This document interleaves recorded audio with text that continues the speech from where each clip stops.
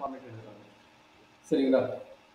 இப்போ என்ன கொடுத்துக்கிறாங்கன்னா கொஸ்டின் வந்து எழுதுறேன். எக்ஸாம்பிள் 48 பழைய புக்கில் என்ன கொடுத்துருக்காங்கன்னா differentiate sin squared x with respect to e power cos x. e power cos x. இந்த ஃபங்க்ஷன் எப்படி டெரிவேட் பண்றது? இது வரைக்கும் வித் ரெஸ்பெக்ட் டு எக்ஸ்ன்னு கேட்பாங்க, இல்லை ஃபைண்ட் dy by dxன்னு கேட்பாங்க.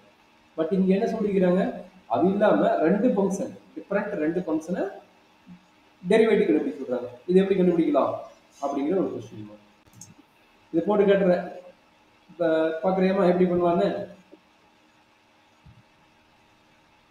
திடீர்னு இருக்கீங்களா? Yes sir.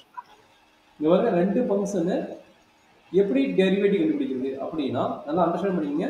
இதுக்கு தனியாக ஒரு ஃபங்க்ஷன் எடுத்துக்கங்க யூன்னு. u equal to sine square x எடுத்துங்க. இதை வந்து என்ன எடுத்துக்கீங்க வின்னு எடுத்துங்க. v equal to e power cos x. சரிங்களா? இப்போ என்ன பண்ண போறீங்கன்னா இதுக்கு தனியாக டெரிவேட்டிவ் கண்டுபிடிங்க, இதுக்கு தனியாக டெரிவேட்டிவ் கண்டுபிடிங்க. என்ன வரும்? du by dx கண்டுபிடிக்கும். அப்படி கண்டுபிடிச்சு என்ன வரும்? 2 sin x into cos x. கரெக்டுங்களா? இது கண்டுபிடிச்சா என்ன கிடைக்கும்? dv by dx equal to என்ன கிடைக்கும்? e power cos x into cos x ஓட டெரிவேட்டிவ் minus sin x. சரியாப்பா? இப்போ என்ன சொல்றாங்க? Differentiation with respect to this one அப்படிங்கிறாங்க. அப்படின்னா என்ன பண்ணணும்னா du by dv கண்டுபிடிக்கணும். அப்படின்னா மீனிங் என்ன? du by dx numerator divided by dv by dx denominator. சரிங்களா? அப்ப நியூமரேட்டரோட வேல்யூ என்ன? நியூமரேட்டரோட வேல்யூ இது. அப்ப என்ன கிடைக்கும்?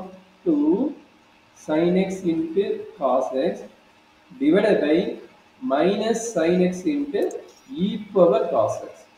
sin x கேன்சல் ஆயிடும். மைனஸ் மேல போவோம். 2 இருக்குது.